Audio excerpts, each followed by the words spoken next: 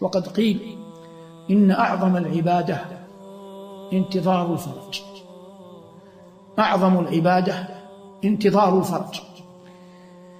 وحتى يكون لك شيء من هذا، النبي عليه الصلاة والسلام ذكر الثلاثة الذين أطبقت عليهم الصخرة في الغار، فكل فرد منهم تقرب إلى الله بصالح عمله، فأحدهم ذكر بره لوالديه، والآخر ذكر وفاءه مع الأجير، والثالث ذكر خوفه من الله الذي منعه من أن يأتي المرأة وقد دانت له.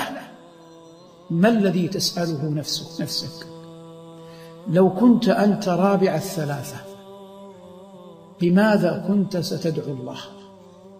لو كنت أنت رابع الثلاثة بماذا كنت ستدعو الله؟ إذن العاقل يدخر لنفسه عملا صالحا عند الله، إذا وسد في قبره حلت عنه أربطة الكفن وفرغ الملائكة من سؤاله، جاءت هذه السريرة لتكون برحمة الله له عونا أن يكون قبره له روضة من رياض الجنة. الله يقول: يا أيها الذين آمنوا اتقوا الله وكونوا مع الصادقين. ويقول: قال الله: هذا يوم ينفع الصادقين صدقهم.